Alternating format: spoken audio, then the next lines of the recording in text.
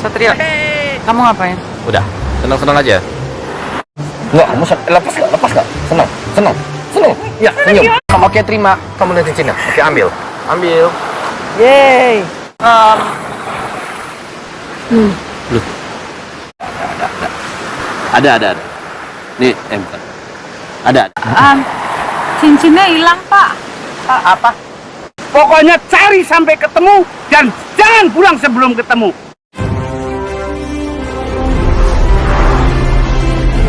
Halo guys, kali ini gua siap lagi nih merusak keseruan film-film hit dengan bacotan-bacotan khas gua. Nah, teman-teman yang berada di seputaran Tasik, Garut, Bandung, Jakarta, Kalimantan, Sulawesi, Sumatera, Papua, India, Nigeria, Zimbabwe, sampai Pantai Gading, seperti biasa kalian ketemu lagi bersama gua di sini, Jack Nicholson Sebastian Kurdacev alias Asep.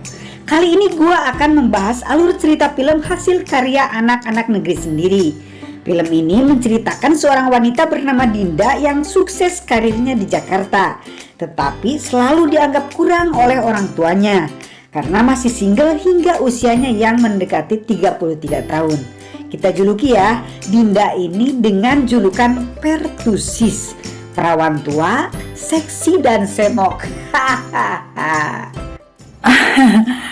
Terima kasih, Pak. Untuk Pak Gatot dan Bu Dewi, orang tua Dinda yang tinggal di Jogja, status Dinda yang masih single ini adalah kegagalan mereka sebagai orang tua. Sempat angkat telepon ibu kan lagi dari toilet. Hari ini tuh hari ulang tahunmu ke-33. Ya wes tondo.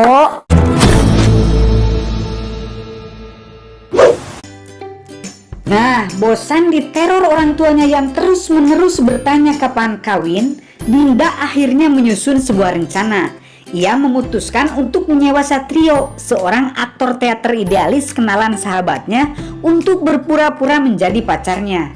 Dinda berencana membawa Satrio ke Jogja hanya untuk meredam rongrongan orang tuanya.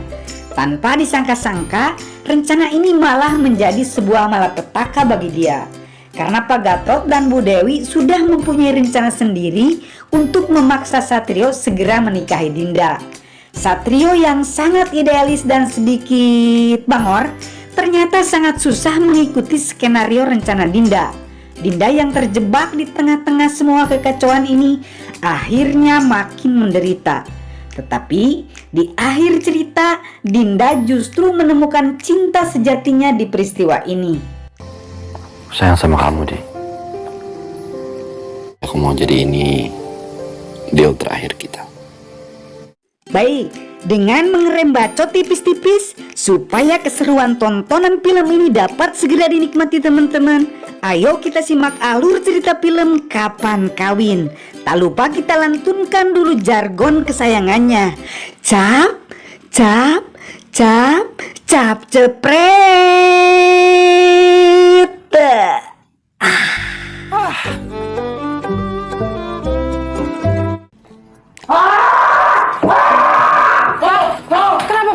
Oke teman-teman, film ini diawali dengan penampakan seorang bos yang paranoid. Nah, paranoid ini sendiri adalah suatu keadaan seseorang yang tidak percaya kepada orang lain, suatu hal atau merasa dianiaya, malah sampai curiga yang berlebihan. Keadaan ini pada tingkatan yang ekstrim dapat menjadi tanda penyakit jiwa. Hal itu sepertinya terjadi pada bos ini, sehingga karyawannya harus menyingkirkan barang-barang yang dianggap membahayakan dia. Ranya gitu, harus menghadap ke timur. Hari Jumat nggak boleh menghadap selatan. Untung ada karyawati yang cekatan dan selalu tahu apa yang ditakutkan bosnya itu. Karyawati tersebut bernama Dinda, seorang perempuan dewasa modis yang sampai saat ini masih lajang. Akhirnya saya bisa istirahat. Terima kasih, Pak. Nah, film ini sendiri garapan sutradara Odi C. Harahap dengan para pemain Adinia Wirasti, Reza Rahadian, Feby Febiola, Adi Kurdi, dan sederet artis lain.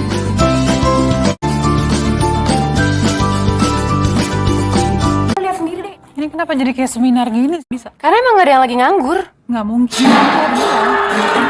Hari itu di perusahaan kelihatannya akan diadakan suatu acara. Karyawan pada sibuk mempersiapkan segala sesuatunya. Ternyata para karyawan mempersiapkan acara surprise penyambutan hari ulang tahun Dinda yang ke-33. Di tengah suasana senang, tiba-tiba orang tua Dinda dari Yogyakarta nelpon. Walaupun awalnya Dinda males ngangkat, karena pasti yang dibahas tentang itu-itu saja, tentang kawin atau tentang kapan bawa pasangan. Tapi karena Dinda sangat menyayangi orang tuanya, ujung-ujungnya tetap saja Dinda nelpon balik orang tuanya itu.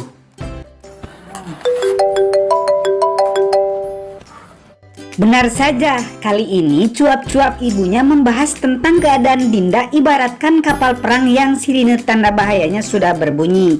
Yaitu, sebagai perempuan lajang berumur 33 adalah hal tabu kalau belum punya pasangan. Seharusnya sudah melangkah ke jenjang pernikahan.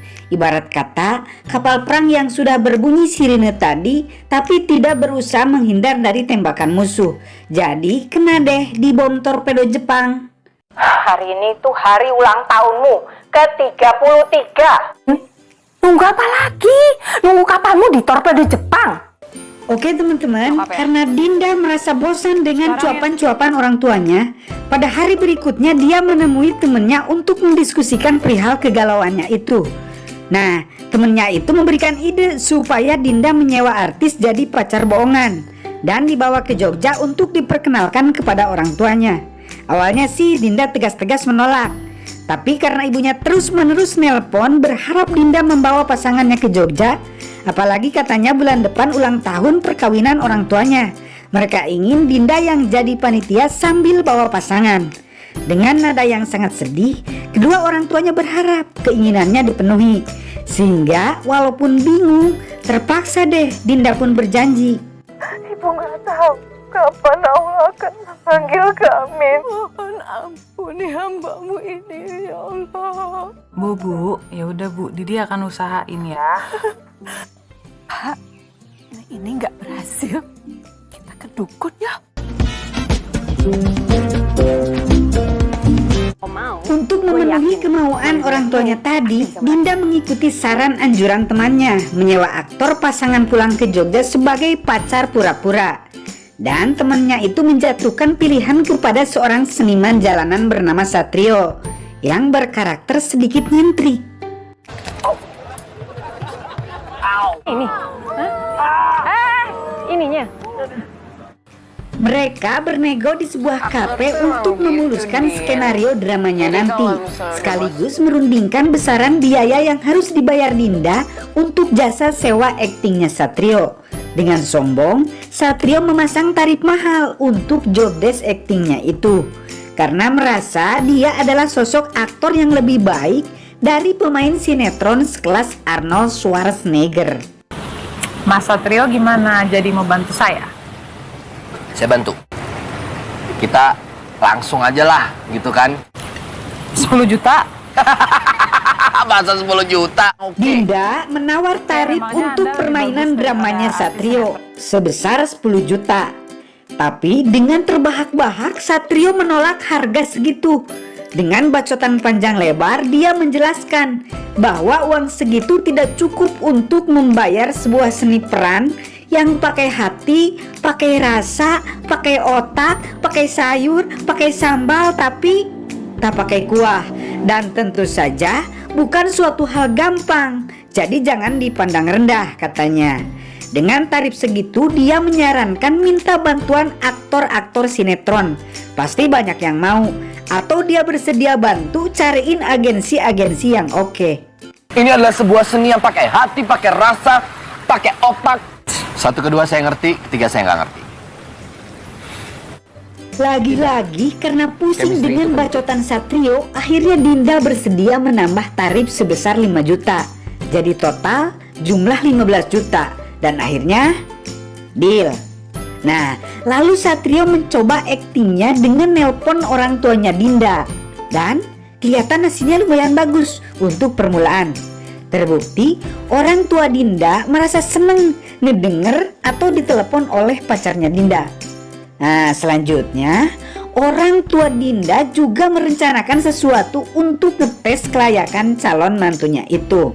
Akhirnya putri kita punya Ya kasih Pak, sembah suwun kalian Gusti Allah. Kita tentukan tanggalnya. Sepertinya permainan orang tua dan anak ini dimulai. Pak Gatot, bapaknya Dinda, dikabarkan pura-puranya anfal atau serangan jantung. Terdengar oleh Dinda di telepon suara ambulan yang sedang membawa Pak Gatot ke rumah sakit. Sontak Dinda pun panik mendengar suara desahan bapaknya yang merasakan sakit. Dan mendengar kepanikan suara ibunya yang menyuruh Dinda untuk segera pulang ke Jogja. Padahal sih itu suara pembantunya yang bernama Bendot. Hei, Bendot, cukup. Adus, terus nyapu. Kita lanjut ke scene berikutnya. Dinda dan Satrio sudah sepakat untuk melaksanakan rencana drama mereka di Jogja. Satrio diberi arahan, berkas yang harus dipelajari oleh Dinda. Satrio diberi foto-foto Jerry, menantu kesayangan orang tua Dinda. Jerry ini seorang pria metroseksual yang sukses dalam usahanya. Gaya Satrio nanti diarahkan harus bisa menyerupai Jerry, bahkan harus lebih bagus. Metroseksual dan harus lebih bagus. Apa? Fine deal. Oke. Oke? Jam 7 pagi kita berangkat sama-sama. Keesokan harinya, sesuai janji, Dinda dan temannya sudah menunggu di bandara. Tak berselang waktu lama, Satrio pun muncul dengan dandanan ala pria metroseksual. Kelihatannya keren ya, dan bener-bener pangling gitu. Walaupun sih masih pakai embel-embel make up tebal. Apa? Sebentar. Apa sih? Metroseksual nggak perlu pakai makeup juga. Di perjalanan, Satrio tetap mencari-cari referensi untuk bahan menghadapi keluarga Dinda di Jogja. Mulai ekspresi wajah, cara berpakaian, cara berpenampilan, dan lain-lain. Tapi Dinda menyarankan Rio harus memerankan jadi pria metroseksual yang nyantai, natural, and urban, sebagai laki-laki metropolis yang confidence, dan sekali-kali pakai bahasa Inggris atau bahasa Indonesia yang membuat nyaman. Laki-laki metropolis tuh confident. Pakai bahasa Inggris sekali-sekali. Kita langsung ke rumah, Bapak udah di rumah. It's wonderful. English is yes. Satrio. Dinda. Ini berantem pertama kita loh, sebagai pasangan kekasih. Oke, baik guys. Tak selang berapa lama mereka sampai di Jogja di rumah ortunya Dinda. Pak Gatot dan Bu Dewi sibuk mempersiapkan aktingnya. Jangan sampai ketahuan bohongnya oleh Dinda. Pak Gatot segera mengatur posisi berpura-pura sakit jantungnya itu.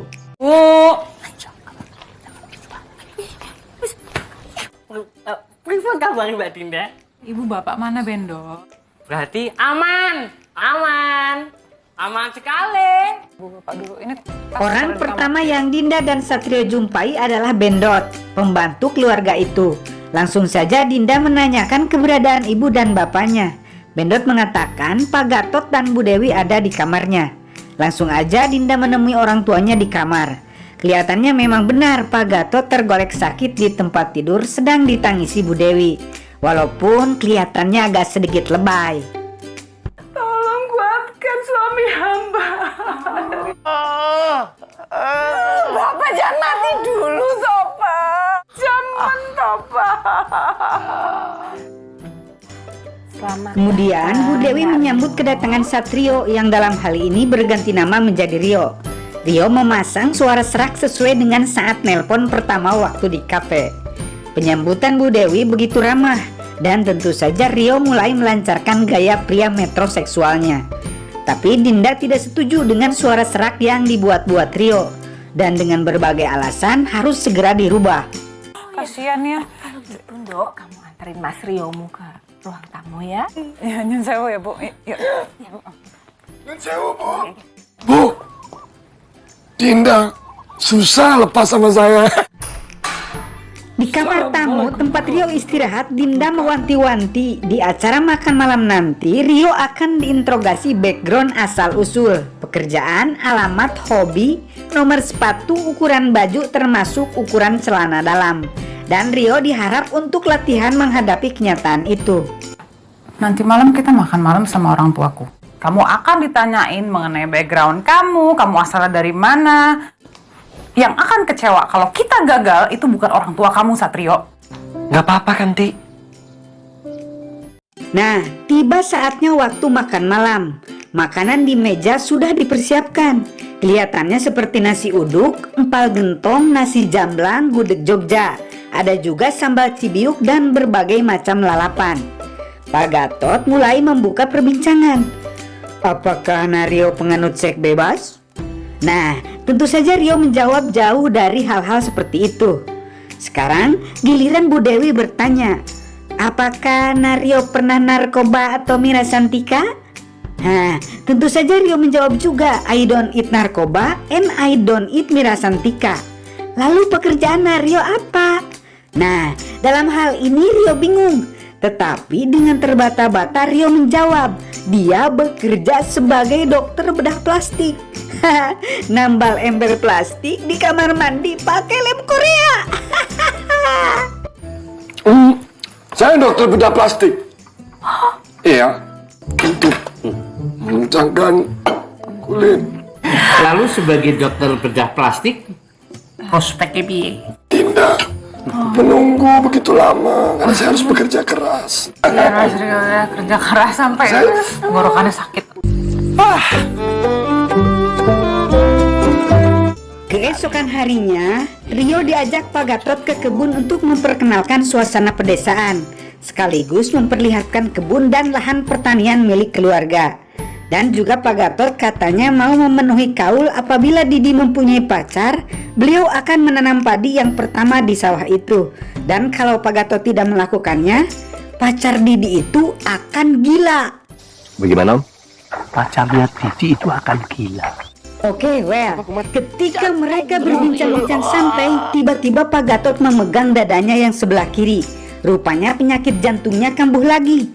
Dan Rio pun panik, segera ia membopong Pak Gatot yang sedang sempoyongan melewati sawah yang beceknya sangat dalam. Dan jatuh bangun di pematang sawah. Tapi dengan natural, Rio berjibaku menolong Pak Gatot.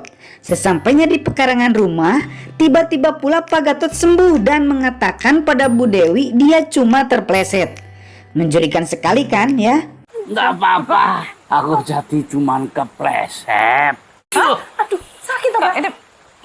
Aduh, jangan. Kamu tahu ini baju mahal kan? Ya, tahu. Mana orangnya udah terkapar gitu, udah sekarat masa dibiarin? Tapi dari situ Dinda kelihatannya mulai ada rasa-rasa. Melihat naturalisasi perhatian Rio pada bapaknya, Dinda mau mencuci sepatu Rio yang kotor kena lumpur sawah sebagai ucapan terima kasih. Sama seperti apa yang dilakukan ibunya dulu waktu bapaknya habis bekerja. Ibu, Bapak, salah jalan ya? Nah, kejadian itu rupa-rupanya hal sengaja yang dilakukan Pak Gatot untuk ngetes kriteria kasih sayang Rio kepadanya. Dan menurut penilaian Pak Gatot, Rio pun lulus. Kemudian mereka merencanakan tes berikutnya, yaitu tes kesetiaan yang disebut tes dari neraka. Ini tes dari neraka. Rio didatangi wanita seksi waktu sendirian. Wanita itu pun ganjun lah pokoknya. Intinya dia mau esek-esek sama Rio. Rio, dokter bedah.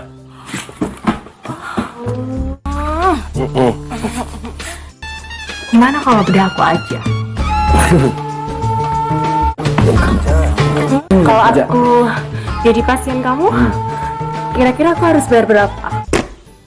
Mas! Tapi dalam hal ini Rio pun lulus gak sampai kegoda main enak-enakan. Malah Pak Gatot yang keganjenan minta nomor telepon wanita seksi itu. Jalur nomor teleponmu.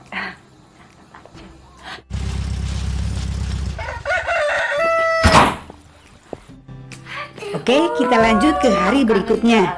Pada hari itu kakak Dinda bernama Nadia yang panggilannya Nana bersama William anaknya datang dan langsung masuk ke dalam menengok bapaknya yang sedang sakit. Penyambutan Pak Gatot beda sekali. Dia sangat ceria dijenguk putri kesayangannya. Hal itu diucapkannya di depan Dinda, yang tentu saja bikin sakit hati ya. Putri kesayangan bapak datang kok. Ya. Kamu tahu nggak? Bapak senang saya lihat foto kamu di majalah. Di depan kakaknya, Dinda diminta lagi orang tuanya untuk memperkuat hubungan dengan Rio dengan cara sesegera mungkin merencanakan pernikahan. Tapi alasan Dinda baru ngenalin Rio ke orang tuanya, jadi belum memikirkan lebih lanjut ke jenjang pernikahan. Tapi orang tuanya tetap mendesak Dinda untuk segera melanjutkan hubungan mereka ke jenjang yang lebih serius. Mengingat umur Dinda sudah sangat matang, malah hampir busuk. Lagian orang tuanya Dinda menilai bahwa Rio sudah lulus tes dan memandang dia sebagai laki-laki setia serta bertanggung jawab. Coba kamu pikirkan permintaan kami ini. Sudah mau ditorpedo Jepang. Nah, sambil mengetuk-ketuk pintu sangat keras, Dinda menjumpai Rio di kamarnya untuk memperbincangkan situasi tersebut. Tetapi karena Rio merasa jam kerjanya sudah habis, Rio tidak mau meladeni perbincangan itu. Atau berisik banget sih.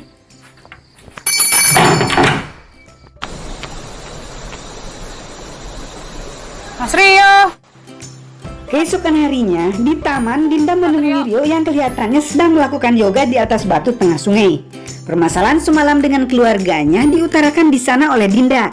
Dia merasa mencium sesuatu yang tidak beres. Bapak dan ibunya mulai aneh, mereka mulai suka sama Rio. Nah, Rio menjawab, itulah takdir, dia dilahirkan untuk dicintai. Tapi Dinda tidak senang dengan keadaan itu. Dinda berharap mulai besok harus berganti taktik. Rio harus membuat orang tua Dinda sebel padanya. Nah, lalu Rio menjawab, nggak mau, karena nggak ada di kontrak. Dan dia tidak mau pindah peran dari antagonis ke protagonis, karena semua itu butuh inner motivation katanya. Tapi Dinda tetap berharap Rio mengubah pendirian orang tuanya, dan dia bersedia menambah uang bayaran sebesar 5 juta lagi. Kamu tuh maunya apaan sih? Yaudah, aku tambah 5 juta.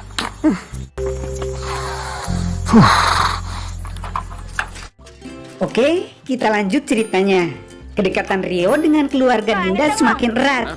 William, keponakan Dinda, kelihatannya menyukai Rio dan akrab dengannya.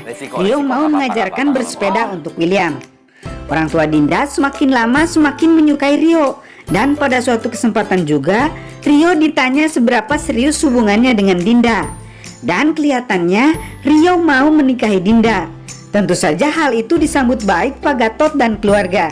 Sampai-sampai dia memberikan cincin warisan keluarganya untuk acara pertunangan Rio ke Dinda nanti. Ini cincin milik ibu saya.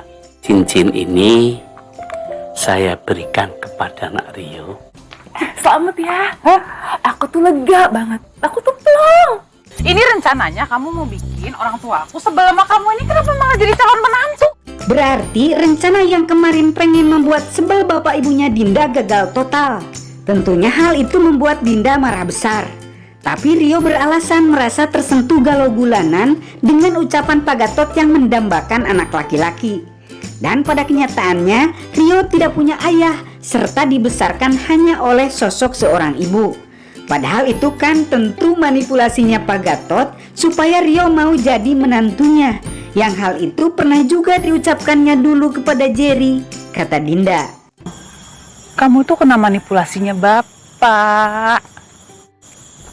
This is art, you know. Menurut Cekovian, bahwa apa yang aku sedang lakukan saat ini sudah aku rencanakan. I don't care. Apa? Ow! Sakit. Settingan untuk acara lamaran pun diadakan. Di suasana pantai, keluarga Pak Gatot melakukan family gathering. Di kesempatan itu, Rio mendapatkan informasi banyak hal tentang Dinda. Ternyata Dinda itu sangat memperhatikan detail kesukaan anggota keluarganya. Walaupun sebaliknya keluarganya tidak begitu tahu apa yang dia mau. Termasuk sampai masalah masakan kesukaan. Keluarganya tidak tahu sebenarnya Dinda suka masakan kepiting. Ikan ini juga dia juga suka kok. Halo Dinda. Dinda. Kepiting. Ada nggak di situ?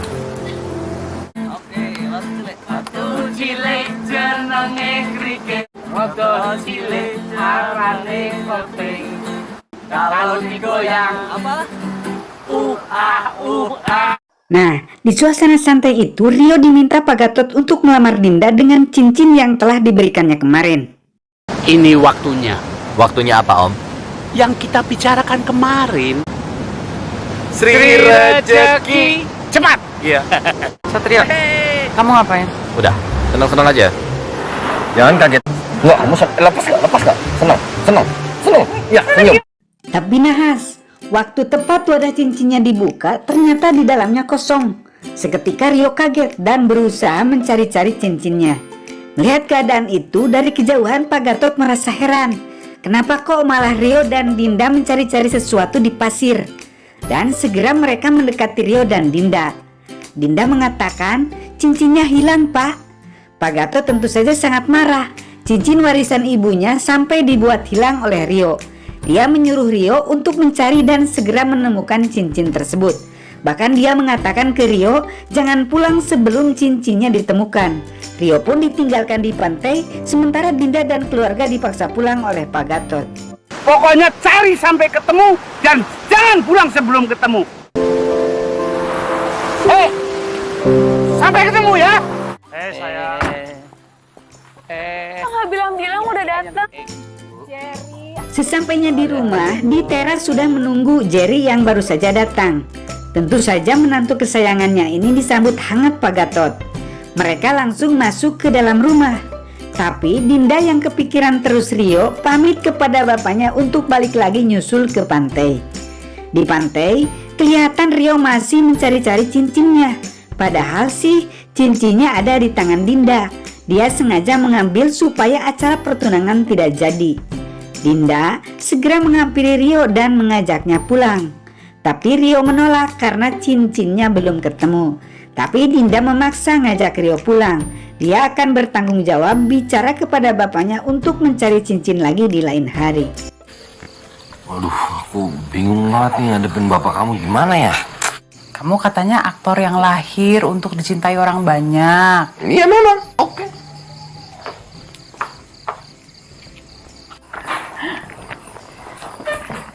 Ini tempat duduknya Bapak. Di rumah, Rio langsung diajak makan malam. Di meja makan, dia berkenalan dengan Jerry, kakak iparnya Dinda. Dari raut mukanya, kelihatan Jerry kurang suka pada Rio. Lalu Pak Gatot datang dan di hadapan semua orang, Pak Gatot masih memperlihatkan kemarahannya pada Rio. Rasa kebanggaannya kepada Jerry dia perlihatkan dengan jelas. Semua kata-kata Jerry Pak Gatot perhatikan dan tanggapi dengan serius. Bahkan acara pesta yang tadinya mau memakai konsepnya Dinda, setelah Jerry memberi saran untuk melaksanakan garden party dan organ tunggal, Pak Gatot pun malah cenderung menyetujuinya. Adu pesona antara Jerry dan Rio pun terjadi. Kalau tahun ini kita buat acara di rumah Eyang. Kita bikin garden party. Saya juga udah booking organ tunggal supaya Bapak bisa nyanyi. Nah. Oke, kalau begitu atur saja. Tapi segera Dinda menyela karena merasa yang jadi ketua acara tahun itu adalah dia. Dan dia protes kenapa Jerry yang ditanggapi. Tapi Pak Gatot tetap memilih konsepnya Jerry karena dia beralasan takut acaranya kacau. Akhirnya Dinda pun marah dan meninggalkan meja makan. Yang sejurus kemudian diikuti Rio. Come on nih. Saya nggak pernah butuh uang kamu. Iki piye, Kang? Tolong jangan ganggu saya lagi kontemplasi. Coba dijelasin dulu definisi ganggu itu gimana? You wanna walk?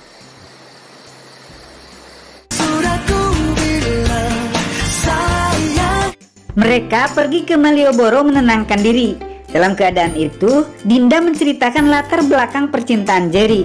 Sebenarnya dulu Jerry ngedeketin Dinda dan mereka pacaran. Tapi karena dia juga menyukai Jerry, sampai nangis dan mengurung diri di kamar gitu, akhirnya Dinda melepaskan Jerry untuk jadi pacar Nadia, agar dia tidak sedih lagi, dan mereka pun menikah.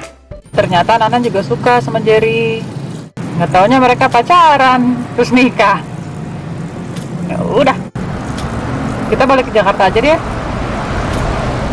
Mendingan melihat kejadian sekarang, Dinda mengajak Rio untuk balik ke Jakarta. Tapi Rio menyarankan jangan. Kalau balik ke Jakarta, berarti anggapan bapak ibunya selama ini benar. Mendingan tetap di sini dan nunjukin keseriusan hubungan sama mereka. Jadi, Jerry, Nana, dan orang tua Dinda ngerti semua yang dipikirkan mereka selama ini itu emang gak benar. Dan mereka bersepakat untuk tinggal, sekaligus nunjukin kemesraan sebagai tanda keseriusan berhubungan.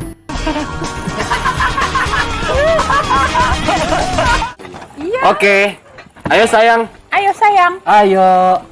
Lanjut ke scene berikutnya. Acara pesta ulang tahun pernikahan orang tua Dinda pun tiba saatnya. Semua sibuk mempersiapkan segala sesuatunya. Dinda dan Rio mempertontonkan kemesraan, terutama di depan Jerry, sebagai dua sejoli yang sedang dimabuk asmara. Wajah Jerry pun kelihatan hasem. Ayo Om Rio, ganteng banget deh. Takdir. Tau gak, Rio yang ngajarin William naik sepeda. Apalagi selain melihat kemesraan Dinda Rio, Jerry melihat juga kedekatan William anaknya dengan Rio, yang membuat dia semakin cemburu. Will, kamu bisik-bisik apa sih sama dia? Gua gak suka ya, udah kedeket sama Willy. Sebagai dua pejantan tangguh, akhirnya mereka kelihatan mau berantem. Hampir-hampir Rio melayangkan bogem masak. Even a low life like you. Ya ampun. Barangan banget lo mulut. Oke. Oke.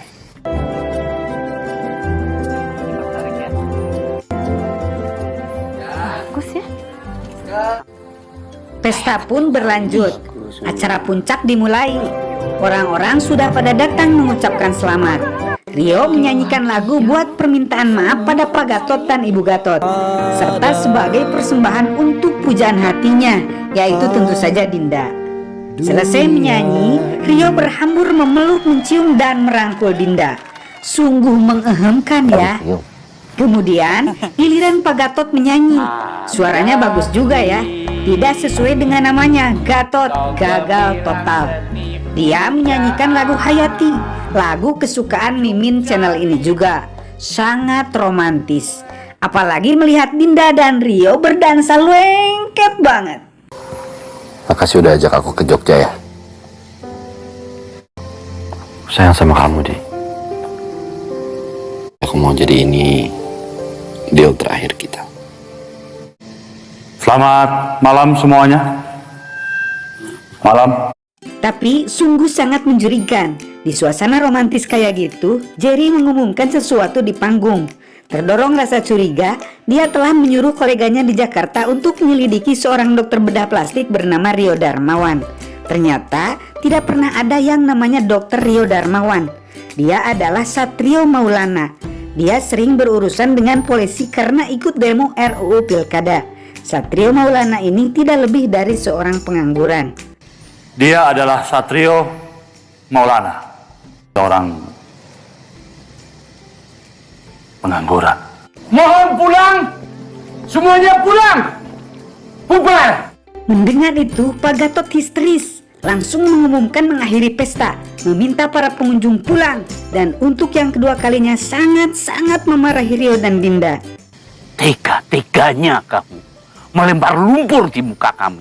Saya baru bicara. Enggak boleh. Emangnya kamu siapa? Saya Satrio Maulana dan saya... Well, Satrio berusaha meyakinkan ke Pak Gatot bahwa mereka saling mencintai. Dan hal itu ia konfirmasi pada Dinda. Tapi Dinda tak mau bicara dan diam 1000 bahasa. Tak mau berkata jujur bahwa dia juga sama-sama mencintai Rio. Bu Dewi pun sangat kecewa dibohongi anaknya. Akhirnya Satrio pun benar-benar diusir. Saya cuma minta tolong kamu bilang sama orang tua kamu kalau kamu sayang sama saya sekarang. Saya minta tolong. Ambil barang-barangmu dan pergi dari tempat ini. Didik, kenapa sih kamu jadi pembohong? Dia nggak pernah bohong. Didi itu sukanya kepiting. Sebenarnya Dinda sangat sayang pada Satrio. Tapi pekerjaan Satrio tak jelas. Hanya punya idealisme yang tinggi. Tidak mau main film, tidak mau main sinetron, hanya menggeluti pekerjaan sebagai aktor jalanan yang penghasilannya nggak seberapa. Jadi mau dikasih makan apa keluarganya nanti? Tanggung jawab aja dulu buat diri sendiri, baru mikirin tanggung jawab buat orang lain. Terus aku harus jadi orang egois kayak kamu gitu? Maksud kamu apa? Saya seniman kelas tinggi. Saya nggak mau main sinetron. Kamu nikahin saya, kamu mau ngasih saya makan apa? Saya kelaparan.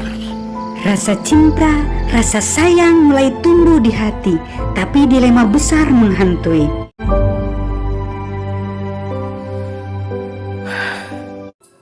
Jerry, ibu tuh seneng banget kamu nggak buru-buru pulang ke Jakarta.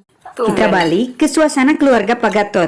Setelah ditinggalkan Satrio, ketika mereka sedang makan malam, William mengatakan bete sejak gak ada Rio. Dia tak mau makan dan pergi meninggalkan meja makan. Tentu saja hal itu tidak disukai ayahnya Jerry dan menyalahkan didikan mamanya, Nadia. Dan tentu saja Nadia pun tak mau disalahkan, lalu menyalahkan balik. Kerapuhan rumah tangga mereka mulai kelihatan. Untuk Pak Gatot, situasi tersebut tetap merupakan gara-gara Rio. Tapi Dinda merasa dia yang bersalah.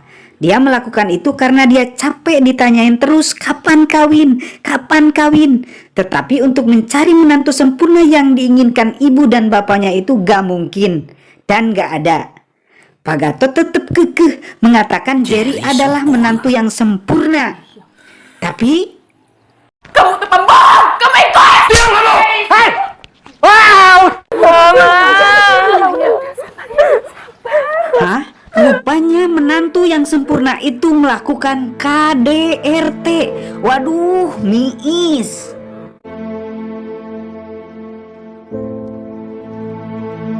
Dari kejadian itu, akhirnya Pak Gatot dan Ibu Dewi sadar bahwa mereka selama ini egois, tidak pernah pengen tahu apa yang sebenarnya baik dan diinginkan anak-anaknya, terutama Dinda.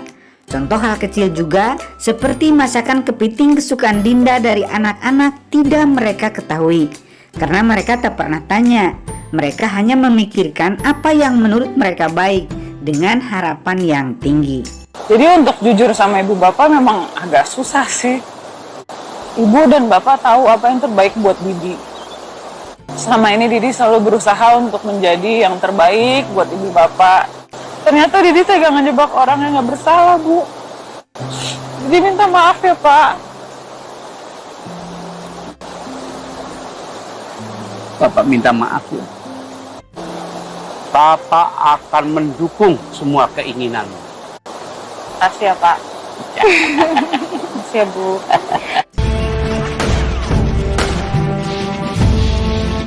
Ending dari cerita ini, Rio menggeluti dunia peran profesional yang sebenarnya.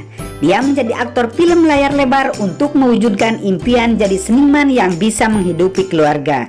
Di tengah-tengah proses syuting, Dinda datang menjadi aktris hantu yang muncul tanpa skenario. Dia menceritakan kehidupan rumah tangga Jerry dan kakaknya yang mulai retak. Jerry dilaporkan ke polisi karena KDRT, sehingga mereka bercerai. Dan yang paling penting, Dinda menyatakan rasa sayangnya kepada Rio serta ingin segera dinikahinya. Nah, oke guys, itulah alur cerita film Kapan Kawin. Semoga kita dapat sedikit memetik pelajaran hidup dari cerita ini, atau setidaknya dapat mendapatkan kebahagiaan karena merasa terhibur. Apabila kalian suka dengan tontonan ini, jangan lupa jempol ke atas, subscribe dan share ke teman-teman supaya Bang Jack lebih bersemangat lagi membuat konten selanjutnya. Sampai jumpa lagi di alur cerita film yang lain.